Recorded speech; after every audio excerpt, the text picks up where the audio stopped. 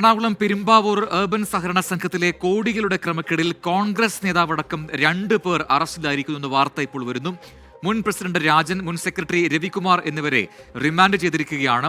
100 കോടിയിലധികം രൂപയുടെ തട്ടിപ്പ് നടത്തി എന്നാണ് കണ്ടെത്തിയിരിക്കുന്നത്. തട്ടിപ്പിന് ഇരയായവരിൽ അതിഥി തൊഴിലാളികളും ഉൾപ്പെടുന്നുണ്ട്. YS അഭിനന്ദാണ് കൊച്ചിയിൽ നിന്ന് അതിന്റെ കൂടുതൽ വിവരങ്ങളുമായി ചേരുന്നത്. അഭി, ഇത് അങ്ങനെയെങ്കിൽ ഇതൊരു വലിയ തട്ടിപ്പാണ്. 100 കോടിയിലധികം രൂപയുടെ ഒരു ക്രമക്കേട് നടന്നു, സാമ്പത്തിക ക്രമക്കേട് നടന്നു എന്ന് മനസ്സിലായിട്ടുണ്ട്. എറണാകുളം പെരുമ്പാവൂർ ഏർബൻ സഹകരണ സംഘത്തിലാണ് ഈ കോടികളുടെ ക്രമക്കേട് ഉണ്ടായിരിക്കുന്നത്.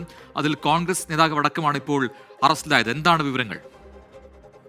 പ്രജിൻ, പെരുമ്പാവൂർ അർബൻ സഹകരണ സംഘത്തിൽ കോടികളുടെ സാമ്പത്തിക ക്രമക്കേടുമായി ബന്ധപ്പെട്ട ഒരു കോൺഗ്രസ് നേതാവടക്കം 2 പേരെയാണ് ഇപ്പോൾ അറസ്റ്റിലായിരിക്കുന്നത്. ഇവരെ മൂവാറ്റുപുഴ കോടതിയിൽ എത്തിച്ചപ്പോൾ റിമാൻഡ് ചെയ്തിരിക്കുകയാണ്. മുൻ പ്രസിഡന്റ് രാജൻ, മുൻ സെക്രട്ടറി രവികുമാർ എന്നിവരെയാണ് ക്രൈംബ്രാഞ്ച് കസ്റ്റഡിയിൽ എടുത്തിരുന്നത്.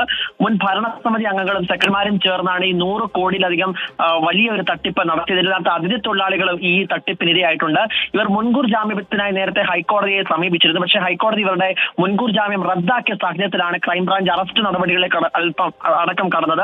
ഇതിന്റെ ഭാഗമായാണ് ഇപ്പോൾ 2 പേരെ കസ്റ്റഡിയിലെടുത്ത് ഇപ്പോൾ മൂവാറ്റുപുഴ കോടതിയിൽ ഹാജരാക്കി റിമാൻഡ് ചെയ്തിരിക്കുന്നത്. ക്രൈംബ്രാഞ്ചിന്റെ തൃപ്പൂണിത്തുറ ഓഫീസിൽ ഇവരെ ചോദ്യം ചെയ്ത് വരികയാണ്. ഇനി കൂടുതൽ എത്ര പേരെയാണ് തട്ടിപ്പിൽ ഇരയാക്കിയത് അടക്കമുള്ള കാര്യങ്ങൾ ഇപ്പോൾ ക്രൈംബ്രാഞ്ച് വിശദമായ അന്വേഷണത്തിലേക്ക് കടക്കിയിരിക്കുകയാണ്.